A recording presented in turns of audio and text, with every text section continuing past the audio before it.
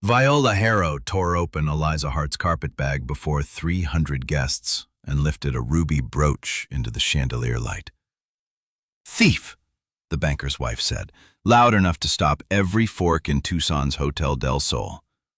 Eliza stood beside her 8-year-old charge, Ruthie, with flour from the children's supper on her gray sleeve and nowhere to hide her very plus-size body from the staring room. Deputy Kroll reached for her wrist. Then Gideon Rourke, the man Tucson called its Underworld king, stepped out of the gaming room doorway. He looked at Eliza, not the jewel. "Trust me for 1 minute," he said. When she nodded, he took the brooch, crushed it beneath his boot, and faced the room. "My wife doesn't wear cheap things like this." Under his heel, the red stone broke into scarlet glass. A curl of brass showed through the gold-colored backing. Silence rolled across the dining hall. Eliza heard Ruthie whisper her name, but Viola tightened one gloved hand around the child's shoulder. The wealthy woman wore black silk despite the July heat, and anger sharpened her beautiful face. "That was my mother's Burmese ruby," Viola said. "It was worth $800. Gideon bent, picked up half the clasp, and rubbed its greenish edge with his thumb. At 37, he was taller than most doorframes, with dark hair, a close beard, and a scar splitting his right eyebrow. Men said he owned every card table, freight cellar, and secret in southern Arizona. He handled the trinket as if it were evidence before a judge. "Then your mother was cheated," he said. "This is brass, glass, and paste." A few guests laughed, then remembered who held their notes. Viola's husband, Silas Harrow, ran the Sonoran Bank. His smile never reached his eyes. "A cheap object may still be stolen," Silas said. Deputy Kroll caught Eliza's arm. His fingers sank painfully above her glove. She had been Ruthie's nurse and governess for 2 years, balancing medicines, lessons, meals, and household accounts with the same patience her merchant father had taught her. Now, one planted trinket could erase all of it. A theft charge would cost her wages, her name, and the school she hoped to open. "Release her," Gideon said. "You claiming legal privilege, Rourke?" Kroll asked. "I'm claiming you'll bruise my wife in front of witnesses." Eliza had spoken to Gideon only twice before, when Ruthie carried sugar cubes to his injured freight mule. Yet he had asked before using her name. In a room that treated her like furniture, that request felt like a door opening. Kroll released her, but Silas demanded an arrest. Gideon answered by laying $500 in banknotes beside the broken brooch. "Bond, damages, and enough left to hire an honest appraiser," he said. "Write your receipt." Kroll looked toward Silas before touching the money. Eliza saw it. She also saw him use his left hand, the same hand that had blotted purple ink across her nursery ledger that morning when he visited the Harrow house. Details were how children told the truth before they had words for it. Details were how accounts confessed. Viola pulled Ruthie toward the private stairs. "Miss Eliza!" the child cried. Eliza moved, but Kroll blocked her. "You're discharged from the Harrow household. Keep away from the girl until the hearing." "What hearing?" Silas smoothed his waistcoat. "A petition concerning our ward's health and permanent guardianship, tomorrow at 10. That was why Viola had chosen tonight. Eliza had planned to tell the probate clerk that Ruthie was not weak, confused, or unmanageable as her aunt claimed. She was a clever child made drowsy by a tonic Viola insisted upon. Without Eliza, the court would hear only the Harrows. Ruthie vanished up the stairs, still calling. Gideon did not reach for Eliza. He offered his open hand instead. "The deputy will follow if we remain. My freight office has a respectable housekeeper and rooms with separate locks. You may take one, or I will pay for any hotel you choose." "Your wife?" she asked through numb lips. "For 60 seconds with your permission. Not 1 second longer unless you decide otherwise." The room had called him lawless. Eliza had never heard a law-abiding man return a woman's choice so plainly.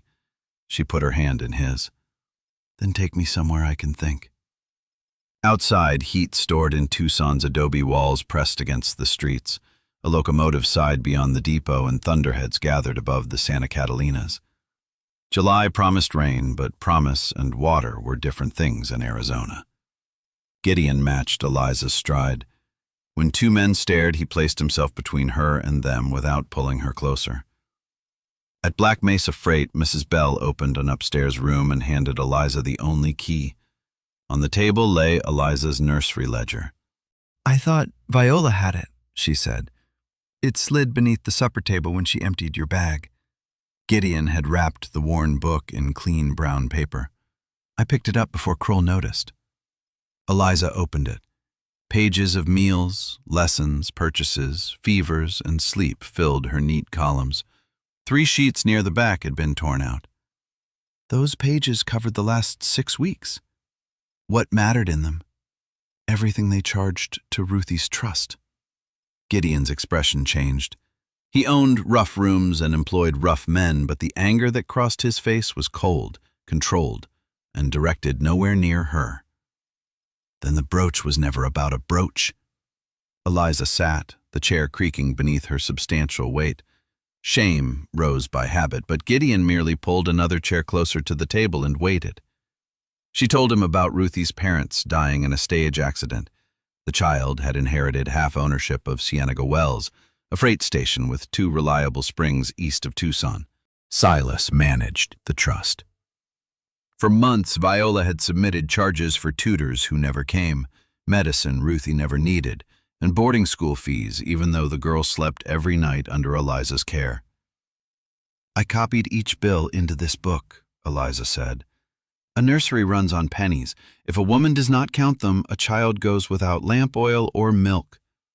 And if a banker counts on no one looking, he steals a kingdom, 1 bottle at a time." For the first time, Gideon smiled. It was not handsome in the polished way of Silas Harrow. It was better. It made him look surprised to still possess warmth. He laid one of his freight ledgers beside hers. Black Mesa wagons hauled ore from the Rincon camps and watered at Cienega Wells. Gideon had noticed the Harrows collecting tolls under a new company name, but his reputation made an accusation useless. "Judge Cady would weigh my word like counterfeit coin," he said. "Silas has spent years telling Tucson I smuggle guns." "Do you?" "No. I smuggled 2 Chinese cooks out of a labor camp that kept their wages and papers. I have never regretted it. The rest of the stories are decorations." Eliza met his gaze. "Then we use records, not reputations." They worked until midnight. Her ledger proved Ruthie had been in Tucson when Silas billed the trust for lodging in San Francisco. Gideon's manifests showed harrow wagons removing ore from the child's property without paying tolls. Yet, the missing pages covered the largest withdrawals. A pebble clicked against the shutter. Gideon opened it to find a barefoot Mexican stable boy on the awning below. Tomas passed him a folded scrap, accepted a coin, and disappeared into the alley. The note contained 3 words in a child's careful hand.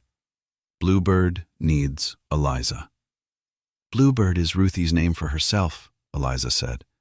"I told her frightened children may always send for me."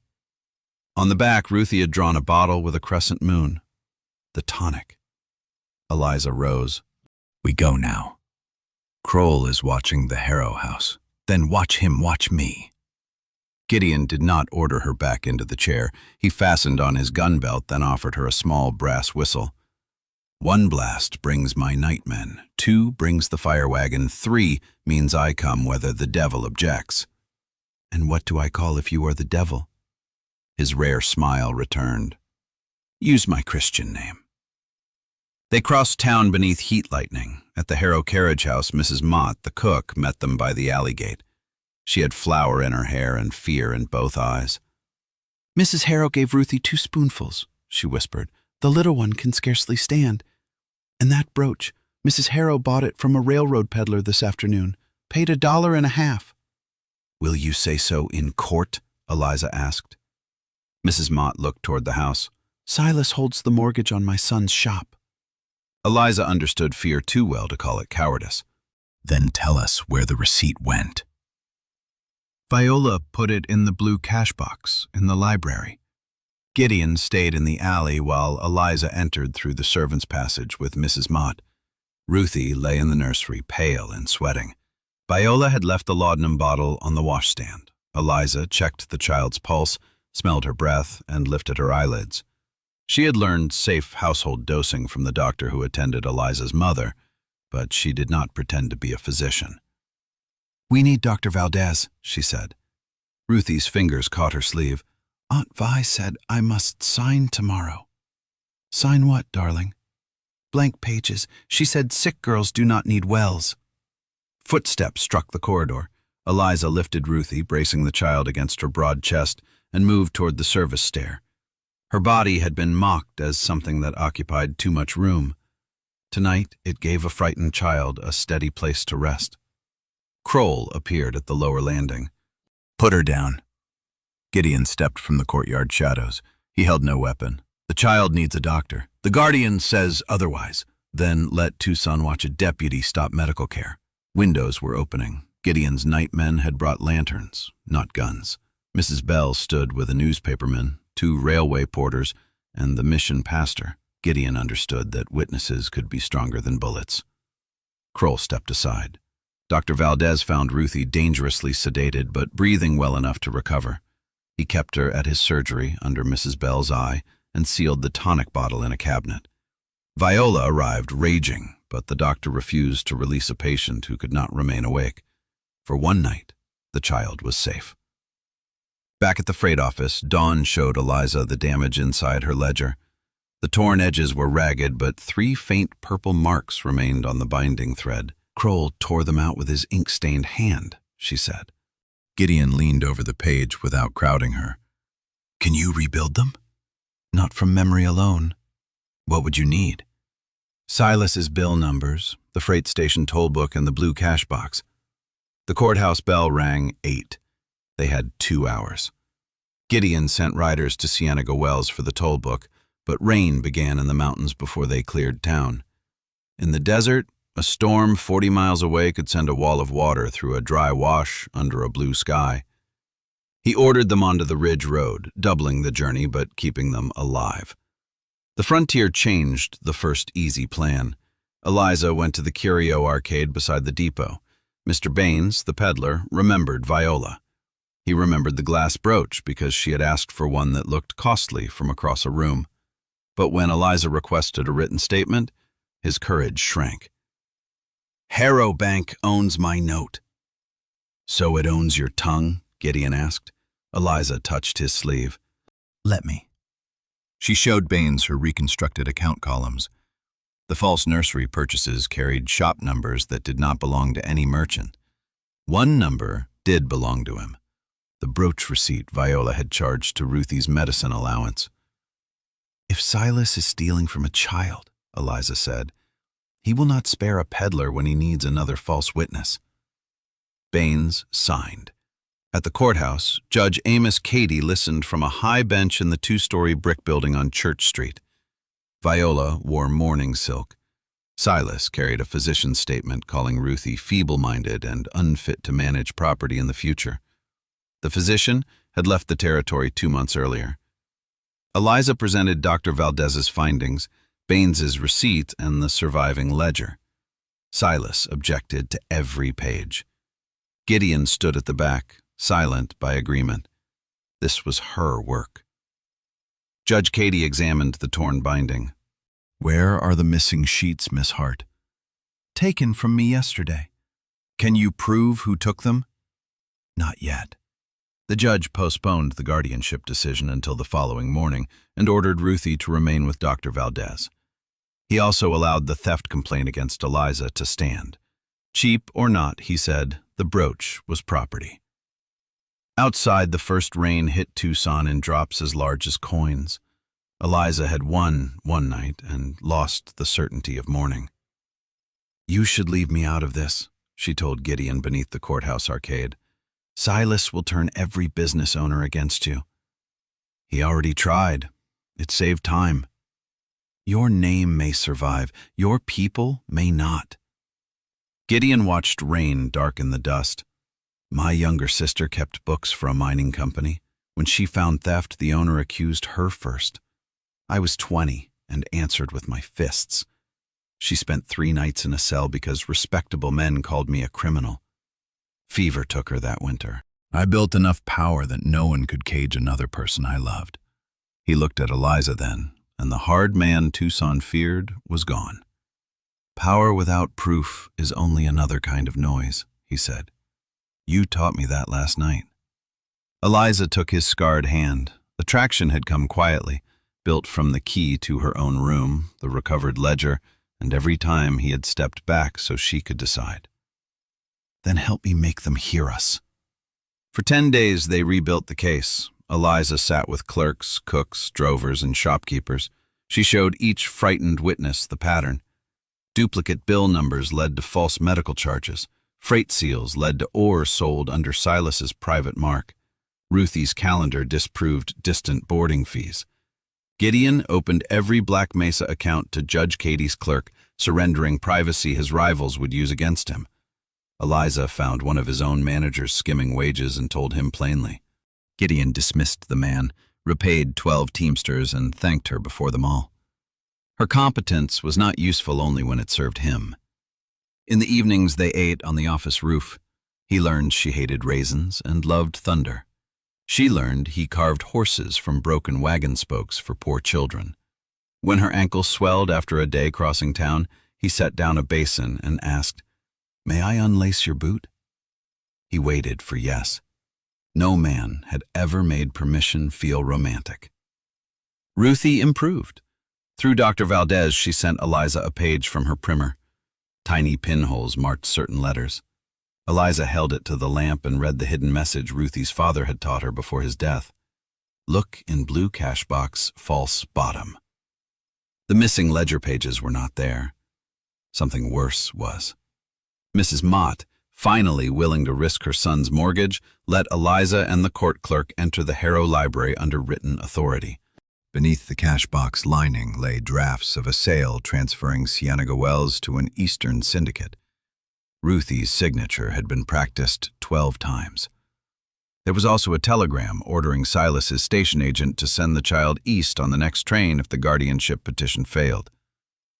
The Brooch accusation had not merely removed a witness, it had cleared the way for abduction. Judge Katie issued an order freezing the sale and set a final hearing for Monday. Silas answered by calling in loans across Tucson. Shop doors closed. Teamsters found their wages attached. Fear spread faster than rainwater in an arroyo. Gideon wanted to seize the bank's books by force. Eliza refused. If you break his doors, he becomes the victim. And if we wait, he moves Ruthie. Then we make movement impossible. She studied the Southern Pacific timetable. Since childhood, numbers had been her map through confusion. Tucson's eastbound passenger train stopped only long enough to take water, mail, and freight. The baggage cars were sealed by numbered tin tags recorded at the depot. Black Mesa supplied wagons to the platform. If Silas tried to hide Ruthie among trunks, he would need a false seal and a clerk willing to ignore it. Eliza copied every legitimate number. Sunday evening, the storm finally broke over Tucson. Water hammered roofs, flooded gutters, and turned streets into brown rivers. Telegraph wires failed east of town. Gideon's riders from Cienega Wells were stranded beyond a running wash with the original toll book. The Frontier changed their second easy plan. At midnight, the fire bell rang twice. Flames climbed from the rear of Black Mesa Freight. Gideon ran for the warehouse while Eliza and Mrs. Bell carried account boxes into the rain. Smoke rolled beneath the eaves. Men formed a bucket line. Through the open doors, Eliza saw Deputy Kroll strike Gideon from behind with a wagon wrench. Gideon fell to one knee. Kroll seized the locked evidence case and ran toward the depot. Eliza blew 3 sharp blasts on the brass whistle. Gideon looked up through blood and rain. "Ruthie," Eliza said. Across the street, a Harrow carriage raced toward the railway yard. Viola sat inside with a small pale face pressed to the glass. Gideon rose, but his right leg buckled. Kroll's blow had opened his scalp and twisted his knee beneath him. He could command 50 men, yet the flooded street and his injured leg made pursuit impossible. Eliza made the decision. She climbed onto the freight office's broad draft mule, the one Ruthie had fed sugar, and caught its wet harness in both hands. She had never pretended to be a graceful rider. Her full upper arms, broad waist, and substantial weight gave her a low, steady seat on the frightened animal, but judgment mattered more. She guided the mule away from the flooded wash, through the covered market, and onto the raised rail embankment. Gideon's men followed on foot. He shouted for them to obey her. Steam veiled the depot. The eastbound locomotive waited under hard white lamps, its bell tolling above the storm. Viola dragged a veiled Ruthie toward the baggage car, while Silas argued with the station master. Kroll handed the evidence case to a railway clerk. Eliza did not charge them. She looked. The passenger cars were numbered. The baggage door wore seal 473, but Eliza's list ended at 472. "That seal is false!" she shouted. Silas turned. "Stop that woman! She stole from my wife!" Porters hesitated. Reputation fought reputation. Then Mr. Baines stepped from the waiting room and held up his receipt.